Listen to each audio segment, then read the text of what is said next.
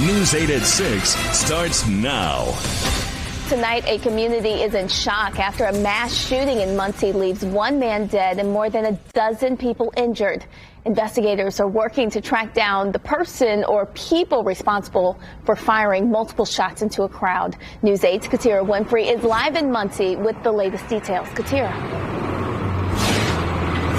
Well, Brittany, the scene is clear right now, but you can still find bits of police tape. But also down here, someone has left a small memorial. Now, I spoke to one man who says he's the victim's uncle, the victim who died. They say that man is Joseph Barner and that he goes by Joe Smooth. Now, as you mentioned, a dozen other people are still in the hospital, and the community says this tragedy will definitely leave its mark. Now, police say the shooting happened around 1 o'clock this morning during a block party. A block party community members say was not at all connected to the community homecoming event that's been happening all week. However, considering it did happen in their community, they are sharing sympathy, adding this won't stop the work to make Muncie a peaceful and loving community. Now, at the time of the shooting, multiple agencies responded.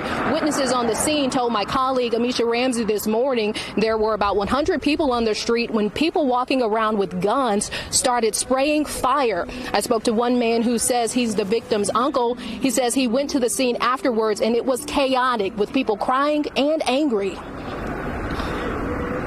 Being that my nephew was the victim, and that really touched home. So when I get to thinking about how I feel about the violence in our community, it's a terrible thing because of the way our youth is now.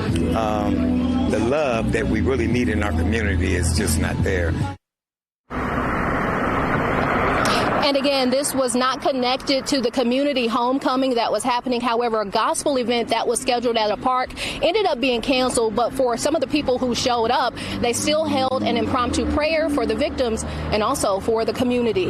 Reporting live in Muncie, Katira Winfrey, Wish TV, WishTV.com, and like us on Facebook.